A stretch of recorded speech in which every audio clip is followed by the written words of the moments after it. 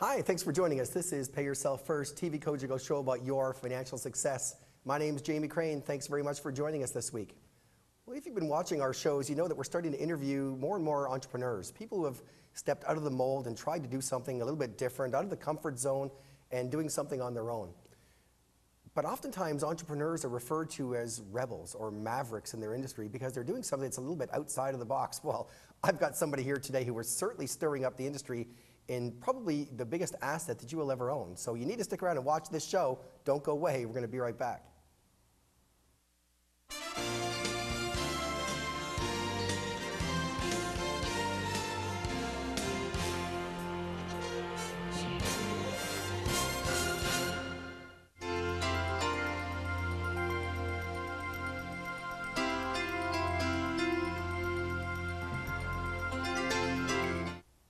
And we're back. Thanks very much for joining us. My name is Jamie Crane. You are watching Pay Yourself First, TVCogeco show about your financial success.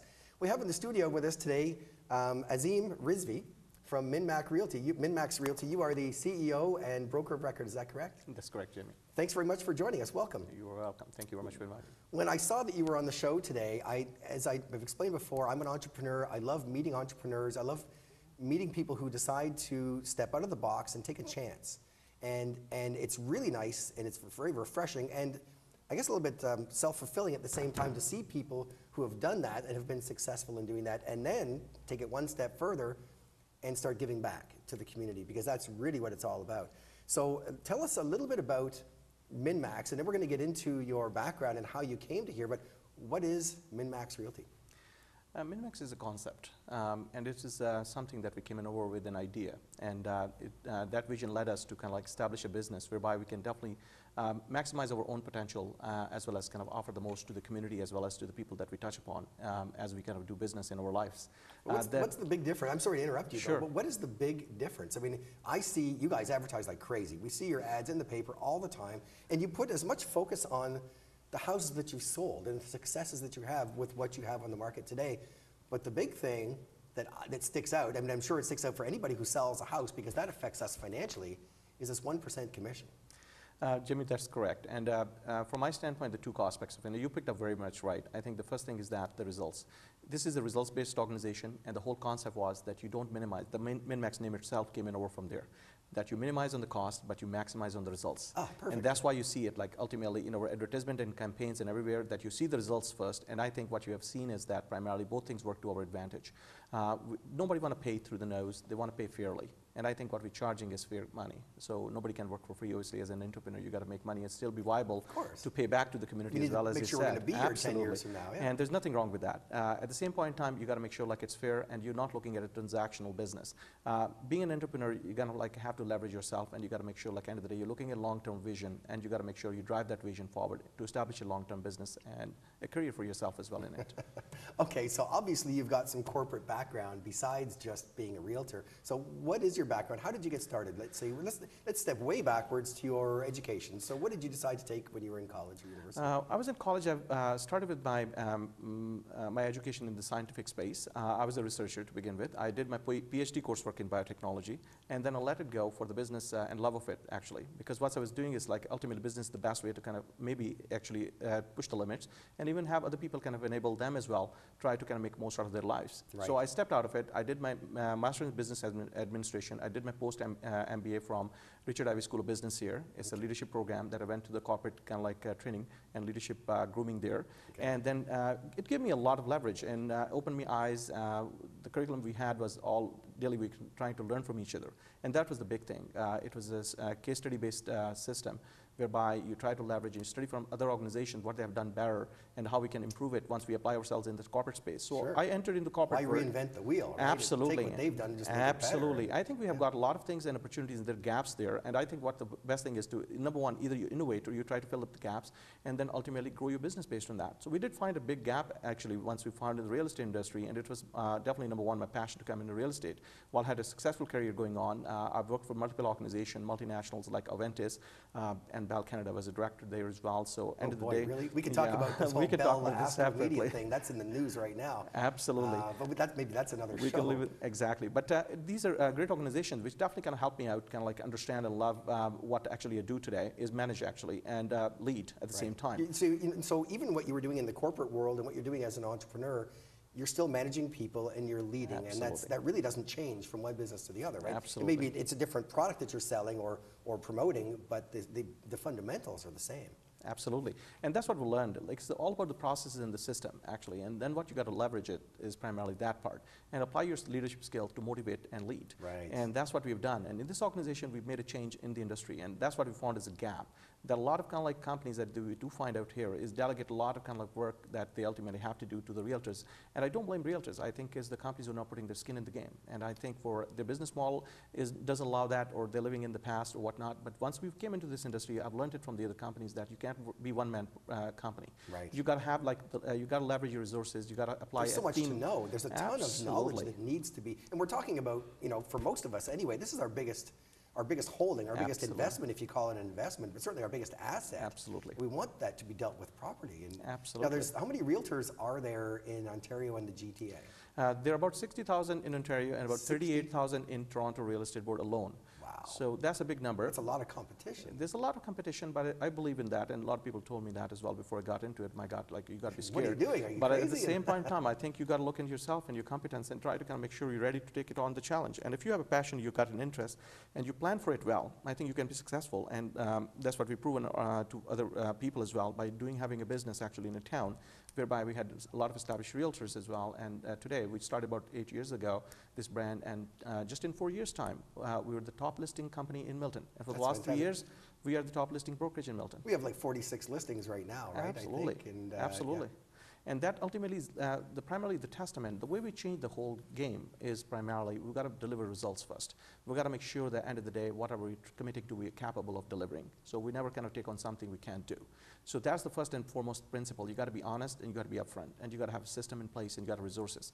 And if you don't have that, you don't want to be pretending that you can do the job, right? So what we did is primarily we delivered those results, and as you can see it ultimately today, our performance metrics is the highest in the industry. Our ask to sold ratio is the highest in the market. Our days on the market is the lowest. And that's what kind of like make people tick, saying, okay, these people are delivering the best in terms of results, and they're also kind of giving us the best value. Why not? It's a killer combination. And then we have got the people who are passionate about it, this industry, and they're ultimately looking to help people and help the community.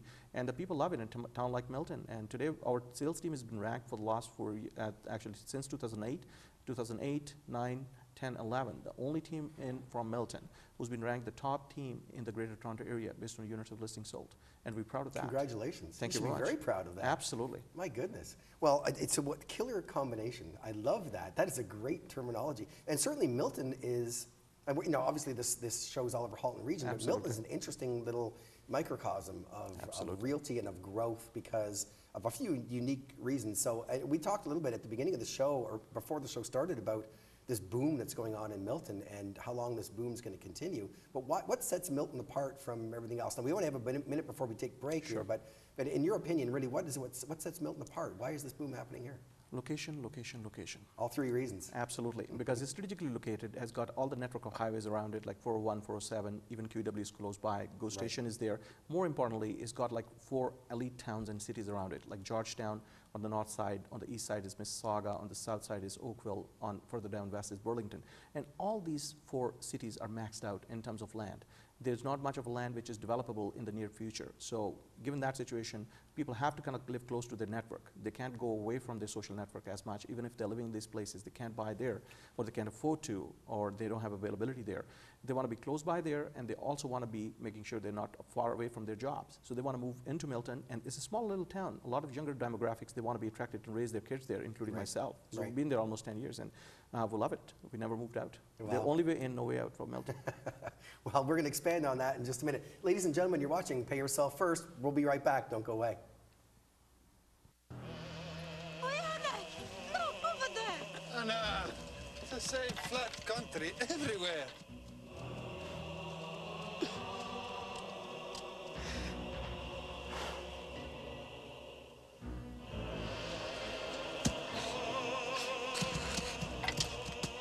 In the 1890s, a wave of European immigrants arrived on the Canadian prairies. Eat. It's good.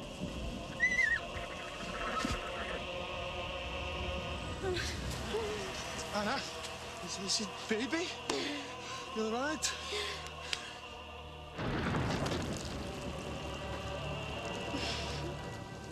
Janek, Mrs. Kovac, she has tar pepper on the roof. One day we have tar paper also. Many built their first house from the same earth that would grow their bread. They called it a soddy.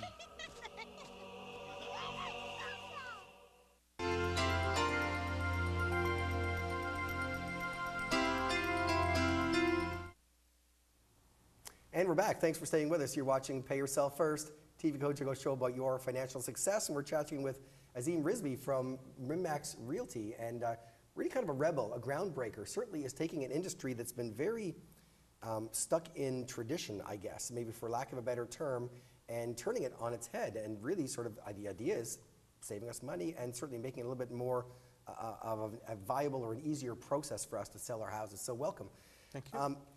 I noticed that you guys have been very successful in what you've done so far, but I noticed that your approach to this is, I mean, I have a little bit of marketing background. I'm an entrepreneur. I can see when things are done well, and you can see when things are not, or maybe they could be done better, and you're doing a great job of marketing. You must have some marketing background for sure. But one of the things that I find curious, and I've always wondered why, when you buy a big 2-page ad in the newspaper that has your listings on one side, but it has your sold listings on the other side. Why do you do that? And you know, we see sold sometimes. I know realtors put them in there just to save that space, because if you don't put something in there, then you're going to lose that to somebody else, and they've got it next week. But that's not really the case why you guys do it. So if you could expand on that for me. From our standpoint, we want to make sure like people hire us for the results that we already produce. We don't want to be just like promising something. We just want to make sure like they understand that what we have delivered. So we want to be hired based on what we have delivered, and we always keep ourselves like up for that particular challenge. And I think having been transparency and everything for that matter, like all the results are in black and white. We even advertise our sold prices there with permission obviously from sellers and buyers. We advertise how many days it took to sell those properties. Right. We advertise all those things, and that kind of keeps us honest. It keeps us on top of things that we want to make sure that we service our clients to the best of our abilities. So because we have to make sure these are the things which are going to be matter in the end to attract more people to come back to us. I think it's brilliant because, you know, I mean, for so many other reasons. I have a house just like that. You know, in a lot of the areas in Milton, there are houses that are very similar in certain neighborhoods. And it's like, hey, there's a house just like mine. Holy cow, look at how much they got for that. Yeah, I've been thinking about moving up to the country or something like that. Well, now there's a little bit of motivation there. Absolutely. One of the other motivators, and now just to explain to our viewers how the real estate market works right now, you go and you get a listing company. Typically, I don't know where this number even came from, this 6% number that they typically charge the seller to sell his house.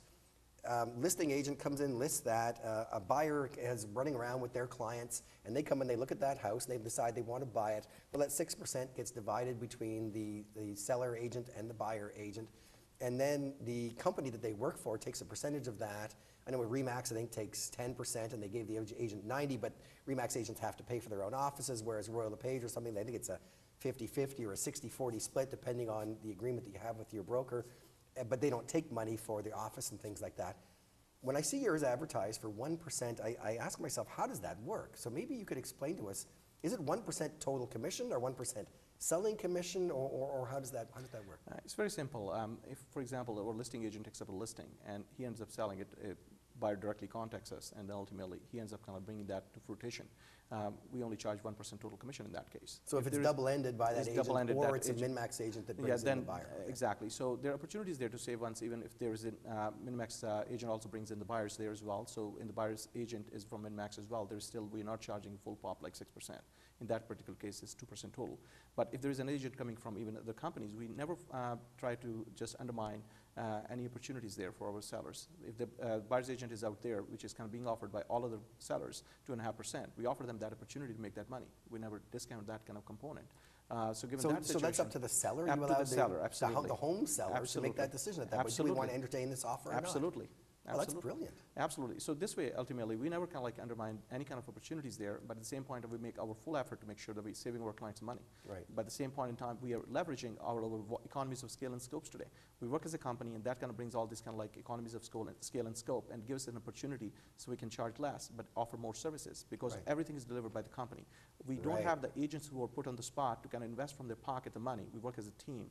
So all the money is being invested into marketing and all those resources, as you mentioned, very aggressively by the company itself. So agent never had a conflict of interest. So all the services are being delivered, and there's customer service function, there's marketing, there's administrative function. Everything has been taken care of by our company staff in the back office. Actually, Right. we have got 2-to-1 ratio. We have 2 people in the back, as many agents we have in the front. Oh, no kidding. Absolutely. So that that's, way, that's interesting. Well, because that's always been a bit of a fear of mine, is that, you know, Absolutely. I mean, there's lots, as you mentioned, lots of realtors Yeah. out there. Some are better than others. Some may have more experience, better training. It must be really difficult for somebody new to Absolutely. break in, because as a seller, I'm thinking, you know what, if you miss one line or one clause in there, it could have catastrophic effects on the Absolutely. deal, even closing on the Absolutely. closing date.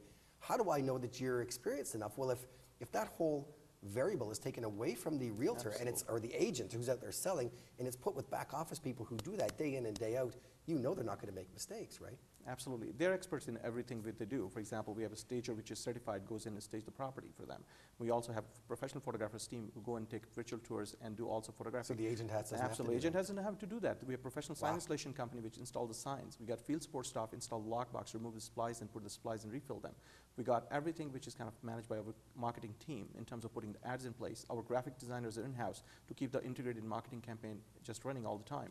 So all those kind of things, and our media partnership, we have multi-year contracts with all the kind of media companies, which gives a lot of economies of scale and scope to offer more for less. And that's why we shared over kind of like savings with our clients, as well as we are able to kind of leverage that to kind of pay it back to the community. Well, I think it's really important that we dispel that rumor right now, that if you're a realtor out there and you've got buyers, oh, geez, I'm not going to take them to the MinMaxx listings because there's only 1% and we're going to have to split 5, and then RE/MAX is going to take, or Royal LePage is going to take 50% of that. I'm going to make $5 for selling this house, but that's not the case at all. That's not happening with us.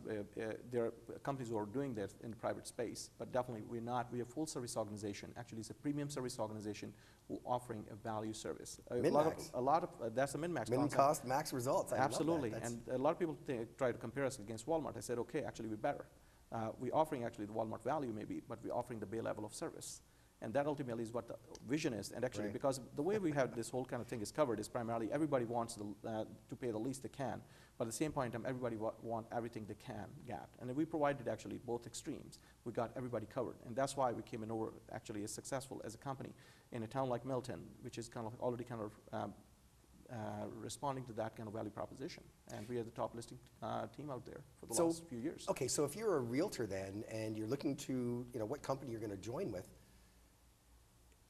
all of a sudden you don't have to do all this behind the scenes, I guess, administrative work. Absolutely. So you must be able to produce a lot more. You must be able to sell Absolutely. more houses. Do you have any kind of data or anything like that? Yeah, absolutely. I think from our standpoint, you're almost 10 times more productive. 10 And times. 10 times more productive. And that's ultimately is the thing. All of our agents almost kind of make like 6-figure salaries. And ultimately, kind of in terms of commission splits and all that is bonus. They're out there making a lot more money than average agent ever makes. All of your agents are making 6-figure salaries? Close Now, to is that this number. in a world? This is in a world where the vast majority of realtors quit within the first 5 years. Absolutely, 80% of them. 10% or 5% of the realtors are making 95% of the money. The established people that are doing big clienteles and things Absolutely. And this ultimately is the name of the game right now. Ultimately, you got to make sure that at the end of the day, you're with the successful people. You're getting mentoring and coaching. You're Right. also getting all the resources and services. This is not a one-man show. This is ultimately is a teamwork. That's the direction of this particular industry, and I think that's what we're driving forward. We put together an infrastructure. We tried to make an effort to kind of like make sure like what we learned from the other industries, we apply it here and try to bring that message home, that ultimately real estate got to be done better way, and we have proven it that it can be done this way. The only thing is you got to have somebody who takes the bull by the horns and try to do what they got to do right, and we're trying to do it in our own way. You know what they say? I come from a franchising background, and they say that once you find a formula that works, take that formula and duplicate it. So you're here primarily in the Halton region, Mississauga, Halton region.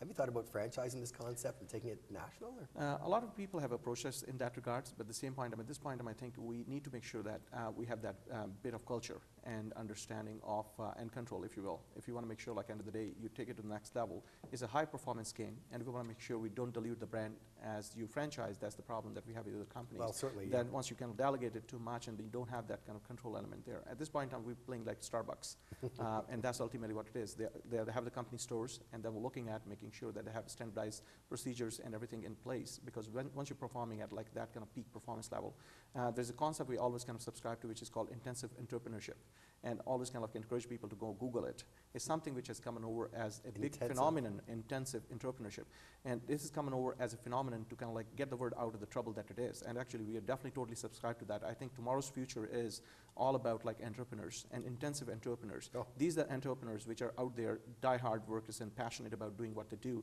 and they produce almost 100 to 1,000 times more productive outcome. Man, we need those guys on our show. Absolutely. And we are here, for example, to kind of like say, okay, if anybody need any guidance, any kind of like help we can provide, any entrepreneurs from the area, my contacts are there, we'd love to kind of help them out. That's it. Well, I'd like to talk to you a little bit more Of about course. that after the show. Sure. So now, if I was a realtor out there, especially a new realtor, I would really be gravitated towards the model that you have here because of the training that's involved, and Absolutely. and a lot of the I mean, they have to learn all this stuff when they get their realtor's license, certainly, Of course. but not having to do that on a regular basis and being able to focus your effort on selling, and not just selling, but servicing that customer. That's just going to take the customer service level to the next level as And well. I'll right? share with you that primarily our business is all about customer service. We never actually have our agents even cold call or solicit. I never did in my life yet. I didn't have ever single customer solicit. It's a nasty process, cold calling. I know I don't subscribe to it. I don't have my team members even do it. And primarily reason for that is we want to make sure like we focus, our focus is primarily on existing customers. We don't end up losing our time and focus on trying to make those calls to look for new business. Our new business comes back from the customer service and the results that we deliver. Really? And we thank our existing customers to honor that. So And where does the bulk of your business come from? Referrals and just absolutely, majority of it. And then primarily, if we keep doing our job right, that's why I say that ultimately we don't have to kind of look for new business. It'll just Business grow finds us. exponentially. Once you're successful and you're doing your job right, the people look for you. You got to be in demand. You have a gotta couple be of successful. interesting things on your website, not just the Yeah. website, but in your advertising, is this win a free listing. Yeah. That is really cool. I mean, so how did you come up with that concept, and how does it really work? And It's primarily, it's just to kind of like pay back this kind of philosophy we have within the community and also kind of with our customers. Why not? So primarily, we just want to make sure like we have an opportunity to say thank you for your business. And if we can contribute back and they kind of like give us so many ripples and so many other rewards, it's just like a little kind of token of thank you. right? And it goes a long way, and people talk about that. You know, we used to be the franchisees. We had the Subway sandwiches franchises here in town. We built the first one in 1990. And one of the things that Subway taught us was little things that customers are going to go back to their office and talk about are going to get you more value than advertising in a local advertising stream. And we put, you know, a little tab on the sub wrap, and we go to the next one. As soon as we wrap that sub wrap, if there was a little tab there, oh, you get your sub for free, and we make a big deal about it, and there's a big lineup of people sitting there, and, hey, wow, you got your sub for free. Why did you get a sub for free? I don't know why. They just gave us a sub for free. Well, he was the guy who had the little dot on his thing, and it might be you next time. And all of a sudden, boom, the next day, they're back here for lunch again because they might get the free one. And maybe we do multiples in a row. But they're going back to their office, and they're saying, hey, something different happened. And it's that viral idea of getting people talking about it. And that's really where I think MinMaxx, the whole concept is a fantastic concept. Now, we talk about paying yourself first.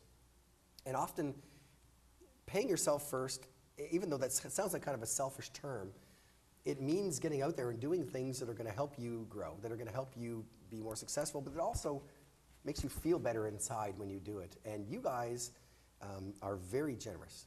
And you're involved with so many causes, and I've got them listed here. And you know, for the sake of time, I'm not going to go through them all. But Milton District Hospital Society is a huge one. A Milton Center for the Arts. I mean, my goodness, I don't want to embarrass you, but your donations were very generous. What made you decide to get into that, and maybe what is the most fulfilling thing that's come out of these causes that you've chosen to support? I'll just be honest with you, that's why we came into entrepreneurship, because I think we can leverage ourselves more, and we can pay ourselves, as you said, but at the same point in time, once you have to pay yourself, then you can pay other people too. So ultimately, creating more opportunities in terms of jobs in the community, creating also opportunities for us to kind of be able to leverage ourselves more, so we can have that kind of disposable income that we can kind of contribute and pay back to the community. So that was the whole rationale for us to kind of leave the corporate careers and leave it behind those stripes and try to kind of come on over and do something which you can like enjoy doing at the same time.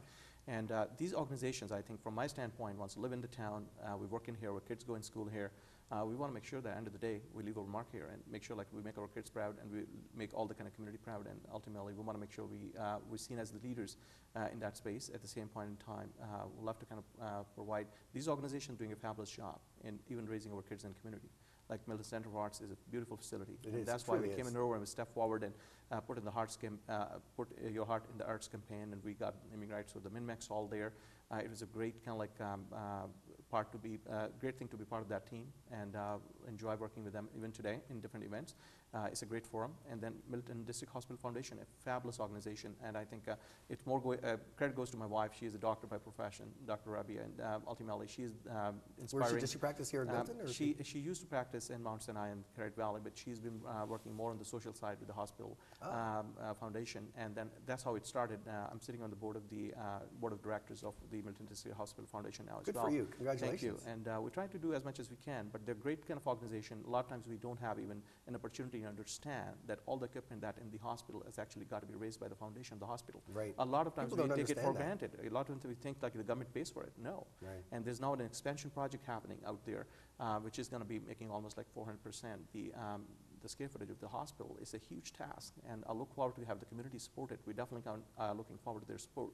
And at this point in time, only can say that it's going to be a huge endeavor, but at the same point in time, once it gets done, it's going to be state of arts, and everybody has to chip in. I will look forward to their support. It's funny, you touched on really a pet peeve of mine, where you get the politicians who take the credit. Oh yes, we put this hospital here, they put this hospital there, but they don't really realize what is done at a local level to make that hospital functional, and the amount of work that's involved. It's really incredible. Now, you know, paying yourself first again is it's sort of really the theme of the show, and we know that when you give, you get back. And although it has to be for the right reasons, like you don't do this to generate sales for MinMaxx. You do this because it makes you feel good.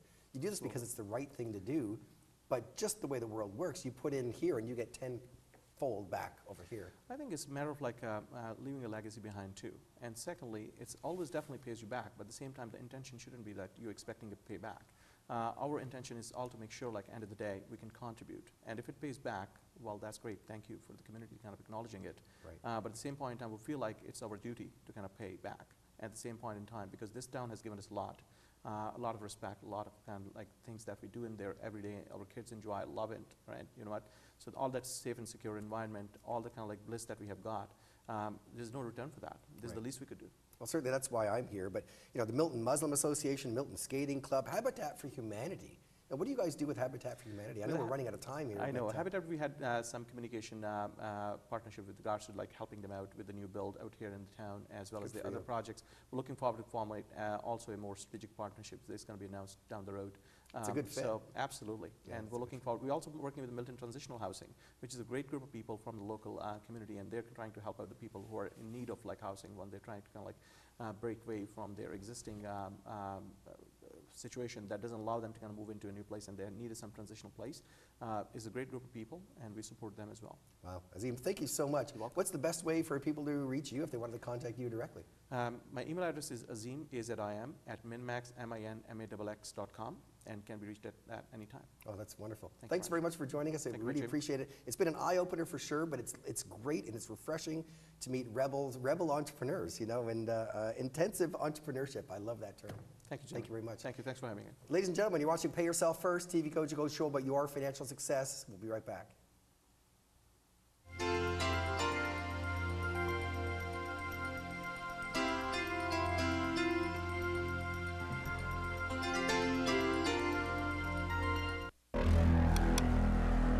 Demand for child pornography is increasing. More and more children are being sexually abused to meet this demand. Stop the demand, stop the abuse.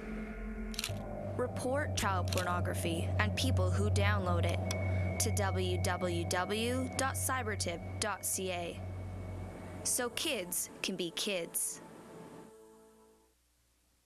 And we're back. Thanks for staying with us. Well, special thanks to Azim Rizvi from MinMaxx Realty. It's always refreshing to meet realtors and entrepreneurs who are breaking the mold and doing something that's a little bit different. We're running out of time. My name is Jamie Crane, and this has been Pay Yourself First. Thanks very much for joining us. See you again next week.